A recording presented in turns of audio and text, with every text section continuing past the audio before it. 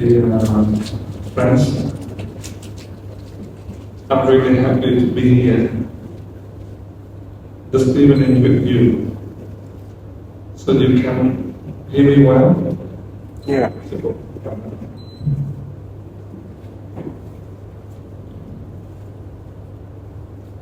Some days ago, I was in Cambodia. One month ago, I was in Vietnam. And this year, I have an Asia tour for preaching. And this is my first time to come to Malaysia. And I'm surprised because this country is really developed much more than Vietnam, at least 10 years or 15 years.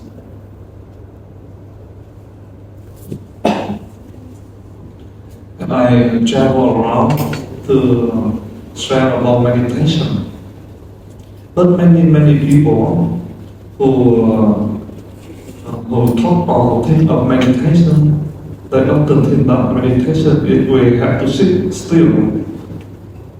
And some people just came to me and told me that, oh, I cannot meditate because I cannot sit so long. How about you? When you think of meditation, and right away you think about someone who is in the sitting position, right? But I found out by myself, meditation is life. Meditation is life. It not get caught in any positions. That's why any position we can meditate in any position. Some people ask me why you become a monk, and that question I often hear from many people who is first to know me. My father, my grandmother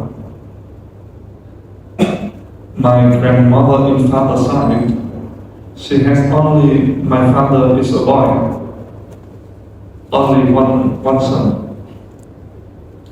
And then my father has 5 daughters and only me, the boy in family. And that is the reason why my grandmother, she loved me so much. When I was a little, whatever I asked her, she always satisfied me. I remember some sister, I did something not nice, and my sister come and shout at me. And then my grandmother came out, no, you cannot stop at him. And she always protect me, my grandmother. But when I love her so much, and I don't have fear of anyone in my family at that time, because I often think, oh, my grandmother, she had really power in this family, and she loved me, so I don't care about my sister or whoever. But one day, when I was 10 years old,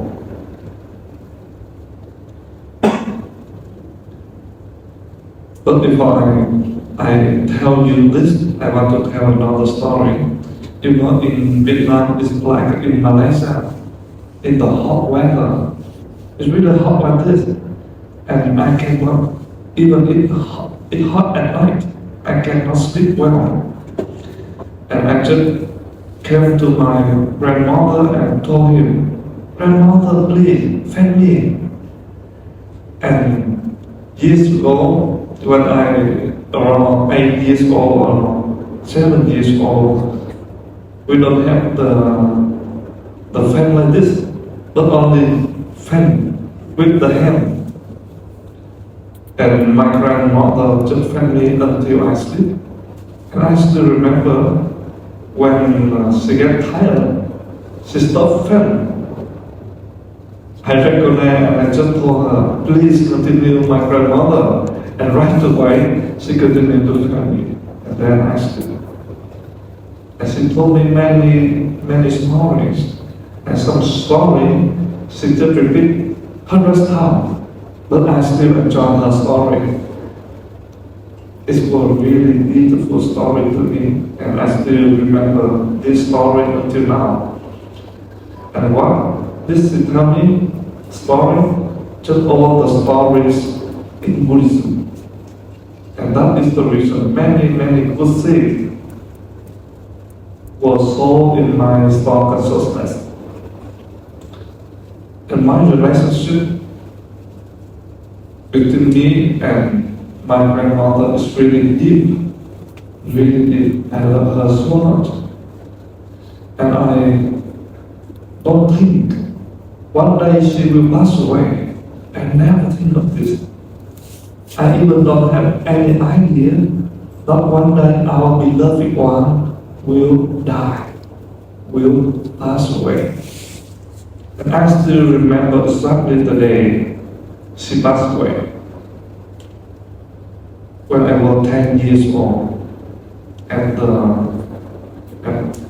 lunchtime, my mom told me to come and tell grandmother, wake up and have lunch. And I just came to her, wake her up, told her that now it's time for lunch. But she didn't move an inch. She was like that, didn't answer me. And I felt so strange. It's never happened like this before. I looked at her face and her body deeply. And I saw some ant, small insect ant, just growing here and here. And I would use my hand to touch her hand. I feel her hand so cold. I didn't know that she passed away. And I ran to my mom and told my mom what's what happened to my grandmother. And then many people that just talk, and I know she passed away. And I was really shocked. I never witnessed the death of my beloved one before. My grandmother was my first witness of the dying. I just asked myself, why? Why the people die? Just yesterday, I still talked with my grandmother. Yesterday, she was smiling at me. Just yesterday, her body really warm. But now, where is the warmth?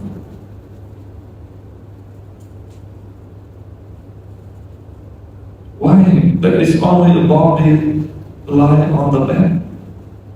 What makes her speak, talk? Where's gone? I asked myself. And I also came to ask many people.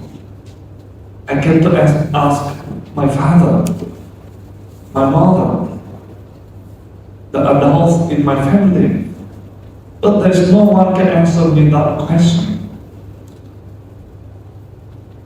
The grandmother died, passed away. Where is she now? What control her mouth speak, her body warm, her eyes twinkle? Where is that? And every time I think of her, I just cry. You know, how many days I cry when I think of her? 1 week? No. 1 month? No. 6 months continuously, every day. Whenever I think of her, I will cry and cry. Even I was in school, in my class. But the memory of her with me come up in my mind. In that moment, I cried. And that questioning, where is grandmother? The people die, where will they go? And then I think of my parents. If my grandmother, she is getting old, and then she will die, and she already passed away. It means one day, my parents also getting old, and they will die one day, they will pass away one day. I didn't accept it. And then I think of myself, one day I will die, one day I will pass away. So what is the meaning of life? I just ask myself, what is the meaning of life?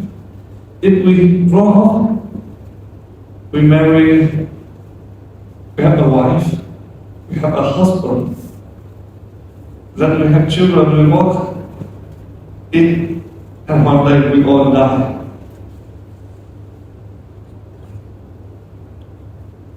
And I still remember when I was 11 years old. In that moment, I didn't read any books on Buddhism. One day I came to my neighbor and asked a couple who live there, the uncle, the aunt, I want to know the people dying, where will they go? And this family, they are not Buddhist, they are Catholic person. And they also cannot answer to me, oh, okay, I cannot answer to you, but I have a Bible, New Testament and Old Testament, both, really small, and with a very, very small word written on.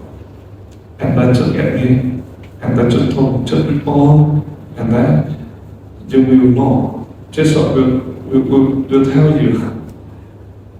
And I took it, and I read it. Whenever I have time, and my friends, the same my age, they like to read the cartoon book, but I read Bible because the motivation in order to answer the question that I have deep in my heart is really strong. I just feel if I don't have the answer, I cannot eat well, I cannot sleep well, I cannot do anything. And I read all the Bible, but I couldn't feel satisfied. And the answer didn't come to me. And when I was in that town, sometimes there is a monk just passed by my house, and they look really free. And that just the image just go into my mind of freedom, but I don't care much about that time. When I was 12 years old, my father, he is a traditional doctor, like he can do acupuncture, acupressure point, and do many things, many herbs. And he often do charity, like help people don't take money, and that's why he support people to heal people physically in one pagoda. That time he also took me there. So I began to get in touch with Buddhism. I began to have the source of knowledge of Buddhism. I began to read some book that some monk write down. And I thought, if I become a monk, I will answer my question easily. So, in the age of 12 years old, I really want to become a monk. To me, become a monk is not become a Buddhist monk or Catholic monk. To me, become a monk is the easiest way in order for me to answer my deepest question in my heart. It's just simply like that. But you know, I'm the only boy in Vietnamese family, like in Malaysia or Chinese. You have to continue lineage of family. You cannot. And you need to have life, study, things. And that is the reason why my mom didn't accept me to become a monk. But my father, he understands me. And my parents said, no, you have to stay at home to continue your study and things like normal people do. And in school, there is a girl. She is really beautiful. She sings really, really well. She has a beautiful voice. She has a good heart. She studies really, really good. And many people, my friends like her. And I also like her. She's really beautiful. And one day, and she also, her house also close to my house. And one day, my mom came to me and told me, do you know?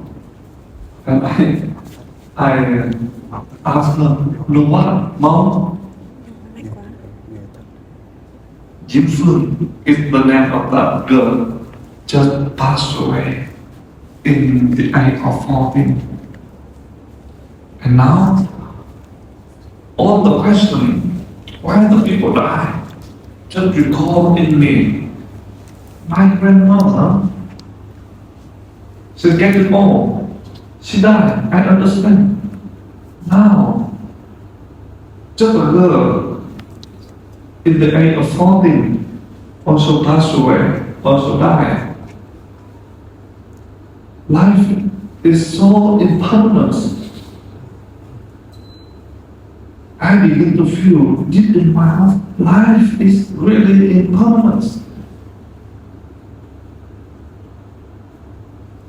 In here, who will know what will happen to us tomorrow? Who can make sure that tomorrow we're still alive? We don't know. That is the nature of life. And now, my heart is beating. I feel life is fragile, vulnerable.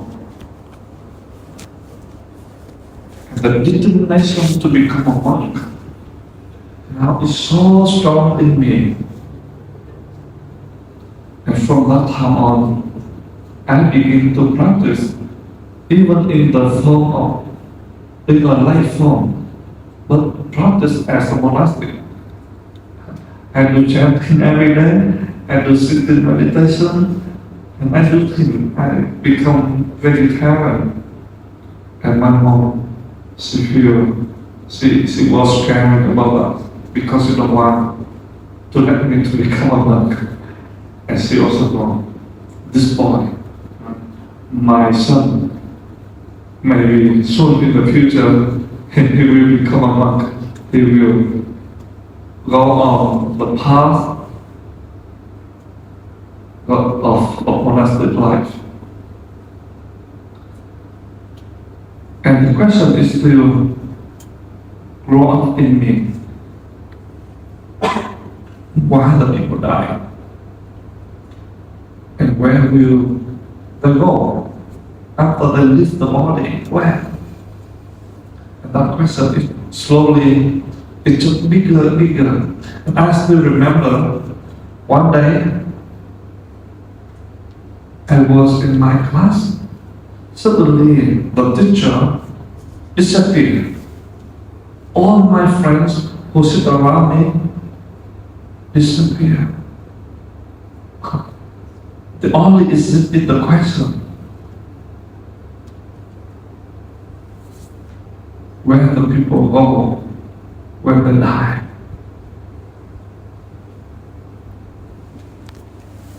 And it happened many times. And that's why in school, I'm not a good student. Because I don't focus on study. To me, just one thing. And many teachers just write down on my paper, not contact with the family. I don't know what we call it in English. They just write down that me, I don't have concentration in class, don't focus on the lesson, the mind just goes somewhere.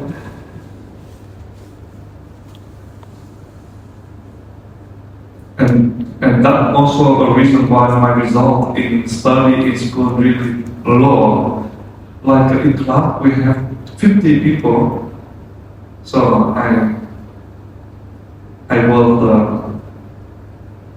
the one who has a number like a 49 or 50. And one day I also become a monk. And the question is still in me. And I remember when I was in one monastery in Vietnam, in Long province. It's a beautiful highland province. And I was sitting on the chair to enjoy the sunset behind the monk residence. And on that day, the weather is hot, but there's no wind. Little hot, but there's no wind. And the sun was so beautiful, just go down slowly. And I was sitting and enjoying the sun. So just go down behind the hill, there's a small hill. And suddenly in that moment there's a breeze. There's the wind. And all of that, shook a roll. How do you say it in English? Cây mía. Cây mía là gì? Không phải cầu vồng. Cây mía. Sugar cane, the tree, have the long leaf like this. It's just swaying. Yeah. In that moment, the answer just came to me so clearly and raw.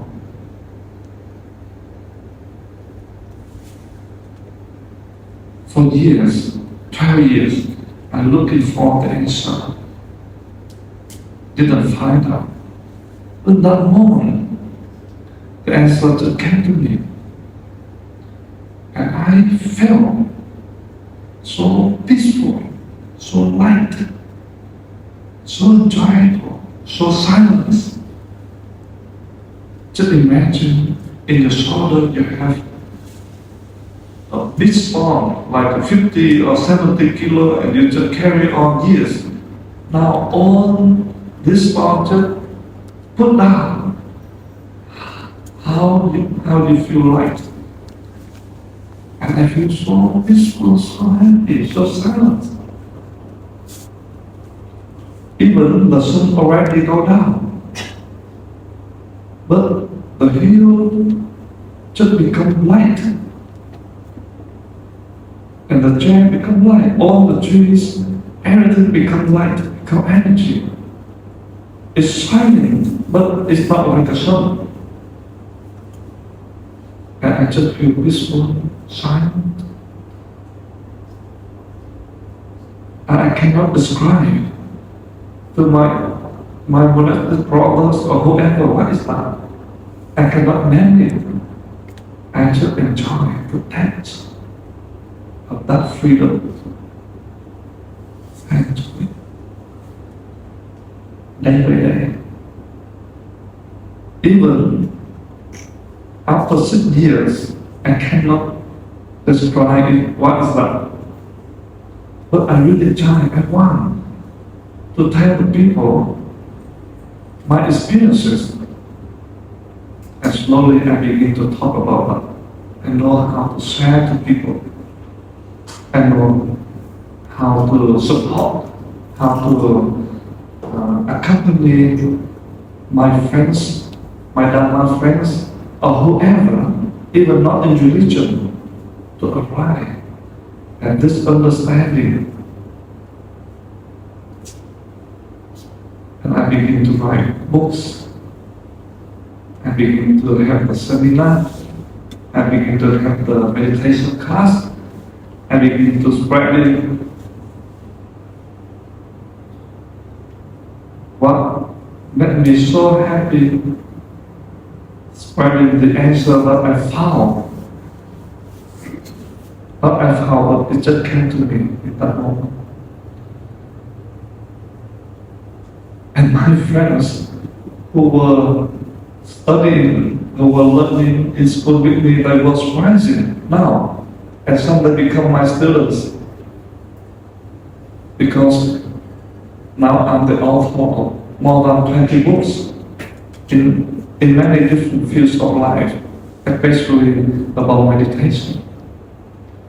And my books is translated in some languages slowly, like in German language, in English, in Spanish, maybe one day in Chinese.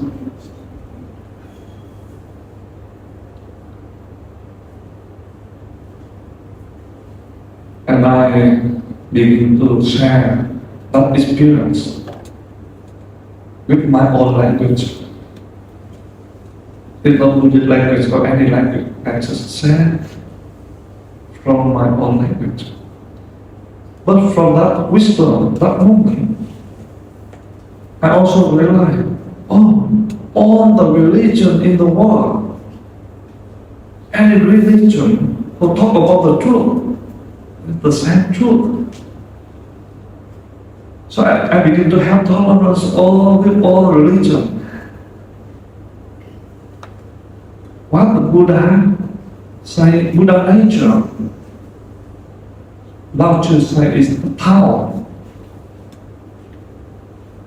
Hinduism call it Brahma. Jesuit call it the God the Father.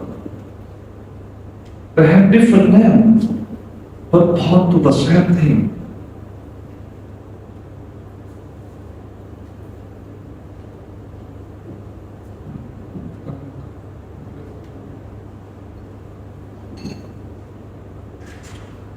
Just point to the same thing.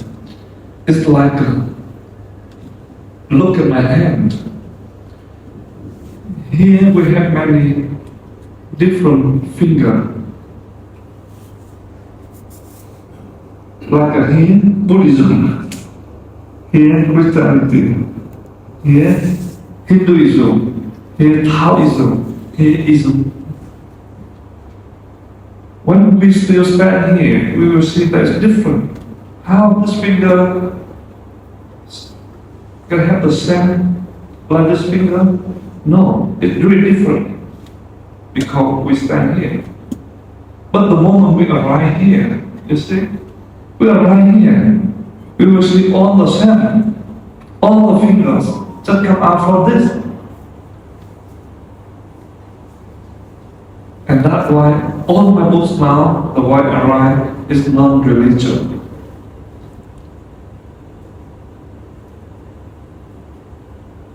When we get angry, we cannot say, this anger It's a Buddhist anger or Catholic anger, right? It's the nature of human being. And the nature of enlightenment is to deal with this thing.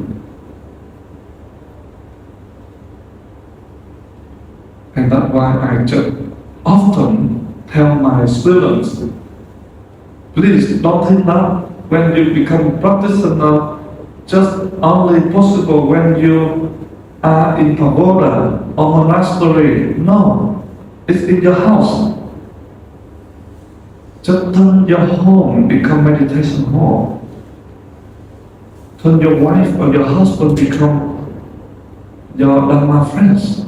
Practice with them. How can we know that our practice is well? If our beloved one say something not nice, we don't feel angry. We can calm our strong emotion down. And that is true practice. It's not sitting in meditation hall for hours and then we have argued with our beloved one, our wife, our husband. And slowly I also begin to define again what is meditation. To me, meditation is life. Whoever can get in touch with life, that person is meditating. We cannot get in touch with life in the past, right? Because what will happen in the past now is already gone. We also cannot get in touch with life in the future. Because in the future, what will happen in the future is not yet come. We all can get in touch with life right here now in this present moment. And whoever can get in touch with life in this present moment, to me, that person is meditating. If we are doing in sitting position and we cannot get in touch with life, that is not meditation.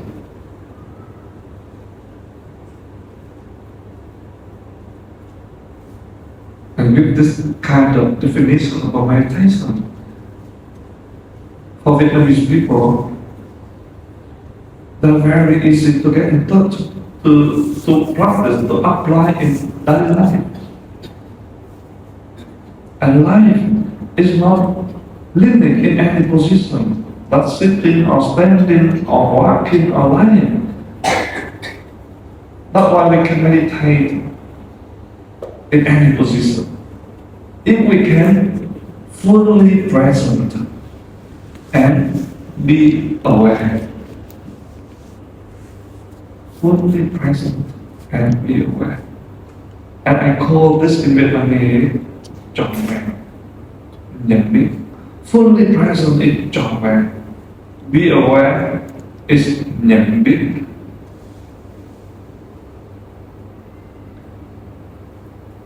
In meditation center, we don't do much sitting meditation. It's just like half an hour every day. But when we are cooking, and then we are fully present and we are aware of what we are doing, that meditation, and we turn the cooking place become meditation hall.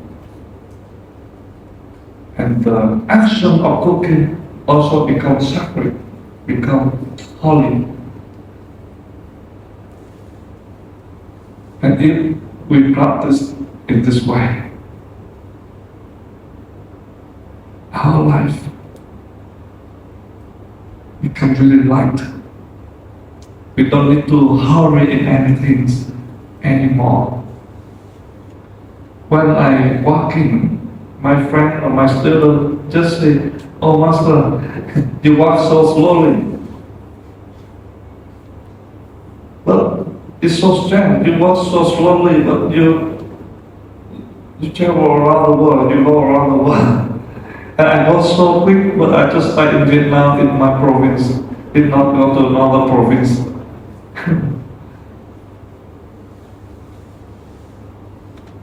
And I try, not try, but in this way, we together can turn our normal life become holy life, become meditative life. Right today, it's much easier. So I would like to share with you some technique.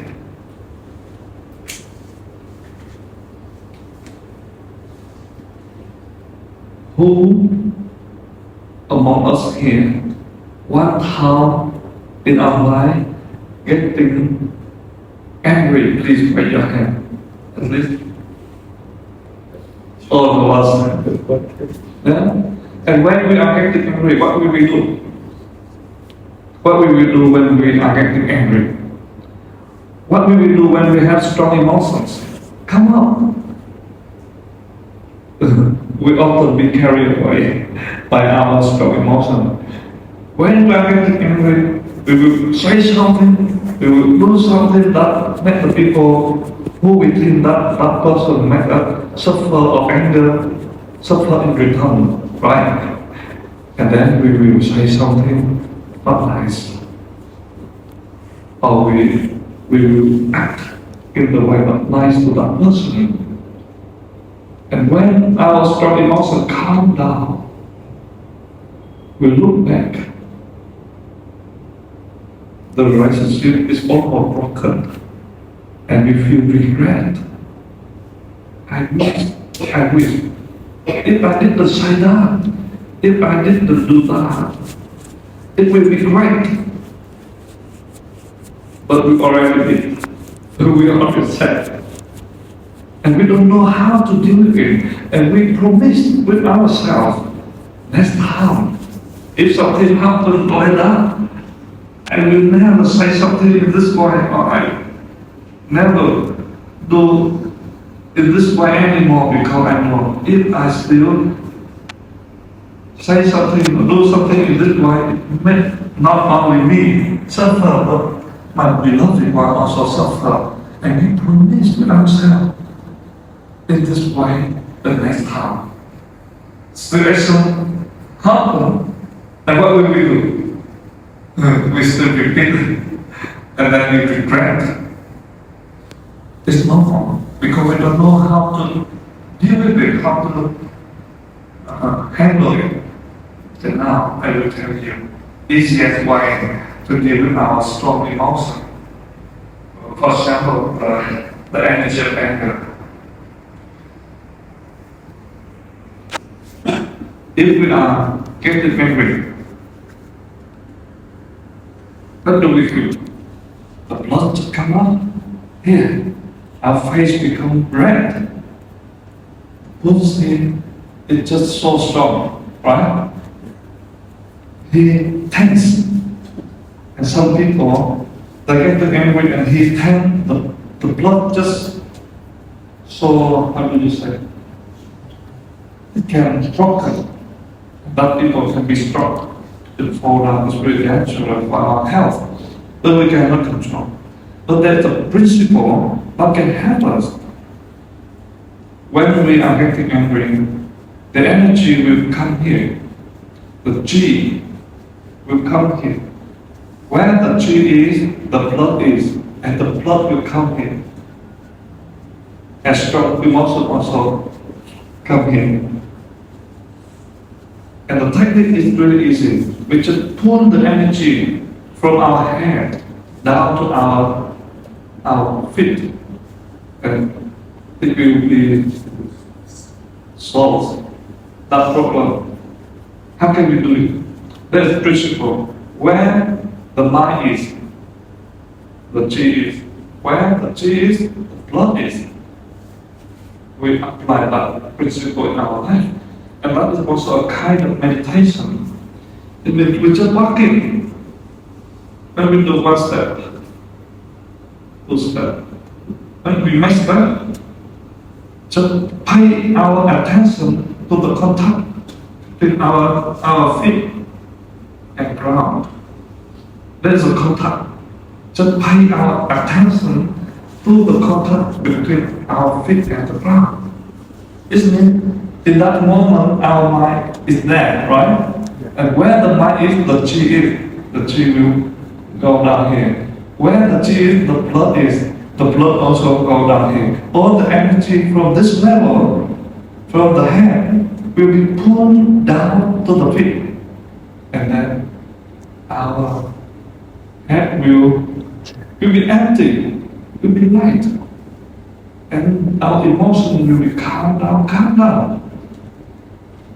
And instead of say something not nice to our beloved one, when we have strong emotion, now we are calm. We just come back to our wife, to our husband, or to our children, and we just say to them in a nice way, in a lovely way. Dear honey, you know, this morning or this afternoon, you said something like that. It's really made me hurt. It's really made me suffer. And you know, in that moment, I was getting angry. The energy of anger is just come up in me really strong. I tend to say something, to do something not nice to you, but it's so lucky because I know how to do what meditation. I can pull the energy of anger down. So now my strong emotion is calmer. So I tell you, really calm. And can you tell me why you said something in that, like that? And our beloved one will surprise. Oh, in the past, when we say something like this, he will act in this way, she will act in this way, but now she is calm. He is calm. And that also begin to change the attitude. And then the energy, the atmosphere in family also become harmony. The energy of love just rise up every day. When we change our attitude, the others also change their attitude. If we change our attitude in positive direction, in a good direction, they also do the same. We don't need to change whoever. We just change the way we act with life. We just change what in our life. The whole world also will be changed in the same direction. Peacefulness in oneself, peaceful in the world.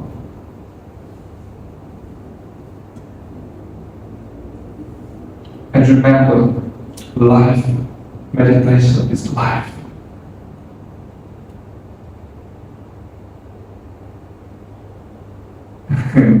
Walking meditation. I still have many things want to share to you, but we cannot share all tonight. We still have tomorrow and the day after tomorrow. We have 2 days more. If you have time, you can come here and we continue our sharing together. And, maybe this evening my sharing will be end today and now. And we still have some minutes left, around 10 or 15 minutes. If you have any question to ask me, you can ask. Or if you don't have any question to ask me, you can share your feeling, you can share your understanding, also beautiful. Yeah?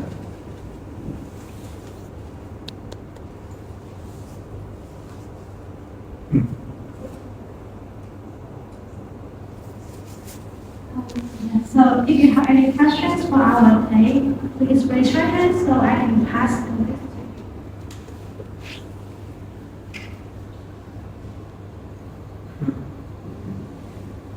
Yes.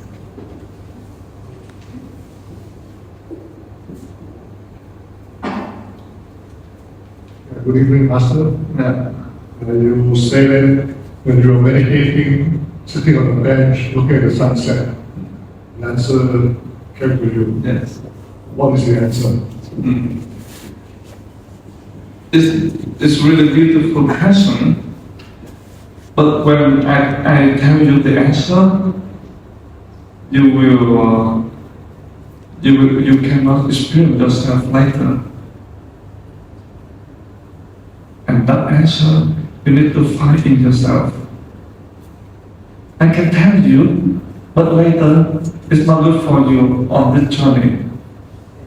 That answer you need to be the one who find it for yourself.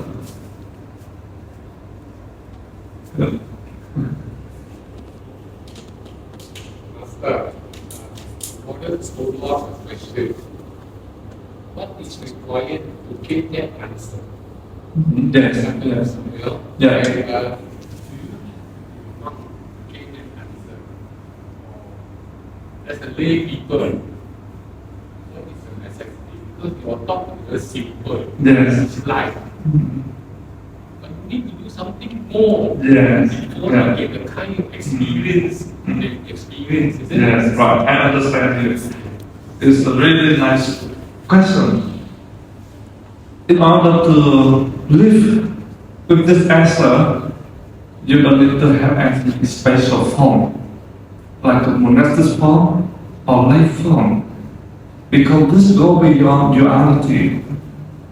We are living in the dualistic world, and in our mind, we often get caught in the dualistic view, wrong and right, good and bad.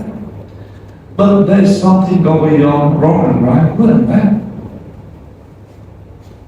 You need to realize what is going on. And that is the answer. When the good thoughts come to you, do you know that? When the good thoughts, good idea, good thoughts come to you, do you know that? Yeah. Yes, you know. When the bad thoughts come to you, do you know that? You know. But you are that good thoughts or you are that bad thought or not? No, right? Yeah. You are the one who know the good thoughts come and go, the bad thoughts come and go. Okay, when the good thought or when any thought come, stay for a while and go. And go, what is left?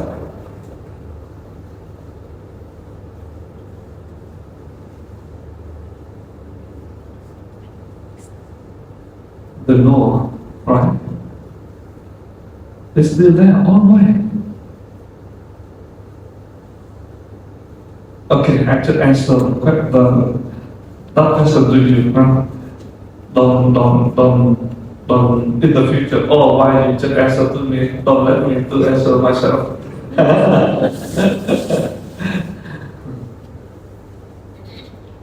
For example,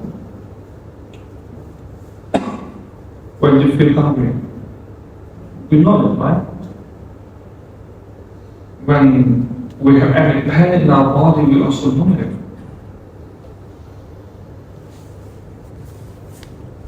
When we hear something outside, we right away know it.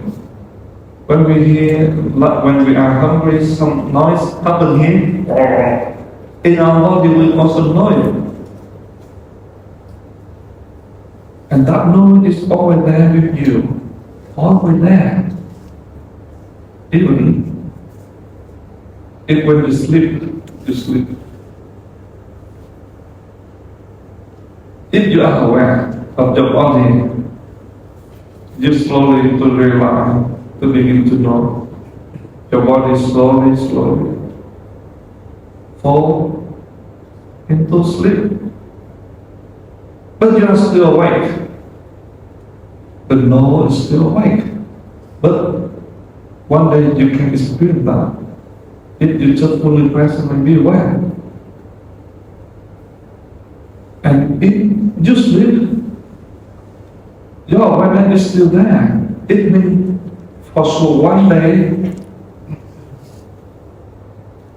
The body is not dead anymore. Huh? It's time to broken, to ruin. But the know is still there. To see the body, to know the body in the process of dying. But that knowing is never die. That knowing is never be born. No be born, dying, or born. And that is our truth. But we need to live, to practice. At the beginning, we say practice. But in reality, we don't need to practice anymore or anything. It's already in us. The awareness, the knowing. But in our daily life, we don't live with this knowing. When we hear something, we don't stand at the hearing. We just run after the sound. When we see something, we don't stand at the position of seeing. We just run after the form that we are seeing. And that is the reason why we slowly far away we can find our true self. So how to maintain this kind of living in our daily life?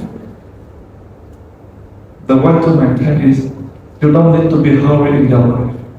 Just do things slowly, but with awareness. For example, I lift up my head. I do it slowly, with my awareness. And I know that my head is up, down, hold. Even when we are walking, don't walk slowly. We are walking with our awareness, like a meditation. That is we call walking meditation. And even when we are talking, don't talk so quick anymore. Talk with awareness. Just be aware of the sound is coming out, is loud or not loud. The idea behind or whatever is happening. Just live in this way. That is the answer for you, also the answer for you. Okay.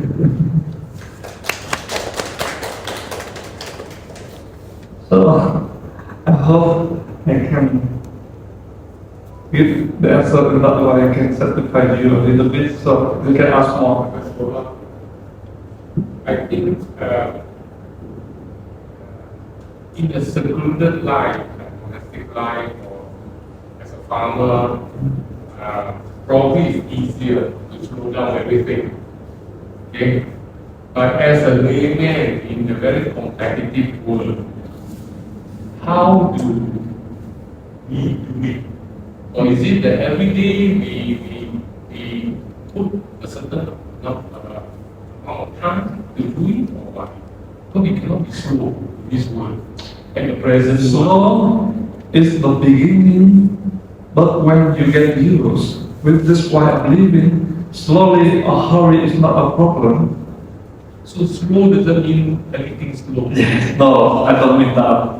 In Awareness. awareness. Yeah. So it's not that Yeah, you no. breathing slow, you Yeah. think slow, you walk. But if you don't have anything to worry, to take care, why you don't enjoy your life? Just slow down. It's also beautiful. Can you be quick and aware? Can. Oh, okay, thank you.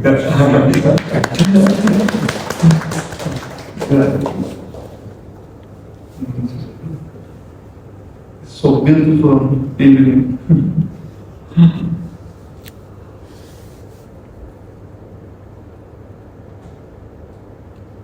So before we end tonight, and we will tell you a story, and then we will go sleep. In one hospital, we call it the mental hospital. There is a guy who always sit at the corner of his room. And whoever passed by his room looking, always see that guy shake his body. It's not he's afraid of something. And the doctor want to help him and to help him to recover. And invite him to come and ask him, is it not you are scared of something? You have fear of something? Can you tell me? And then I can help you. And that guy answered the doctor, yes. Always have fear about one thing. What is that one thing? I have fear whenever I see a chicken. A chicken. Why? Why you see a chicken and then you have fear? You know, the doctor, you know, the chicken like to eat hạt ngô, thế nào là gì? Hạt ngô. Con. Corn. Con. Con. Cái hạt bắp. Con. Corn. Because I always think I'm a coin, and the chicken like to eat the coin. That's why whenever I see a chicken, I feel fear, and I hide. That's why I sit at the corner. The doctor knows. Oh, so now I know your problem. Why you also have fear and shake your body in this way. Okay, I will give you a exercise. You need to practice every day. So when you wake up in the morning, you write down, I'm a human being. I'm not a silver coin. So I'm not afraid of chicken. And he practiced diligently every day, every morning, right now. 108 times. 1 month later, the doctor husband look at his room and he's so calm, don't have any feeling. His face smile. The doctor think maybe this guy already healed. We just let him go home. So tomorrow,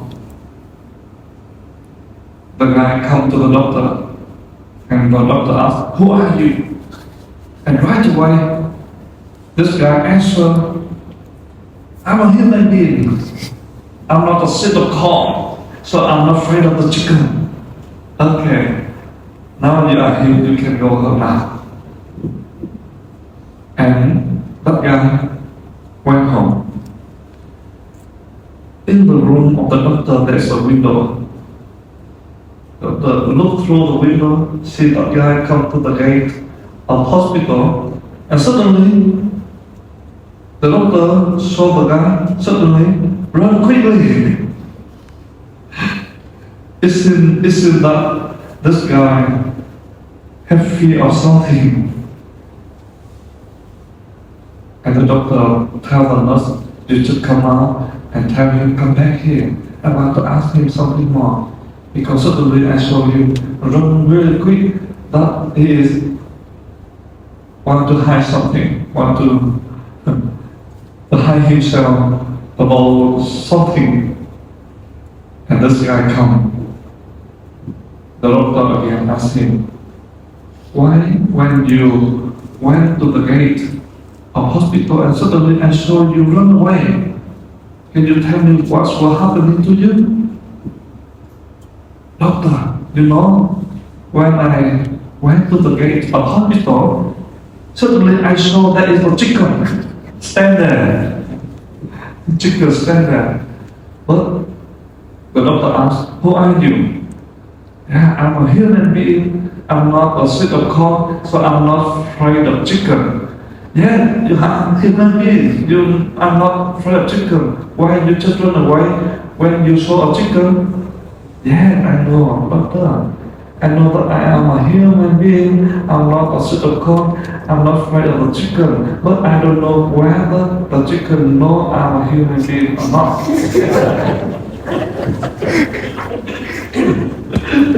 Afraid of the chicken think that I'm a pseudocon to eat me, to run away.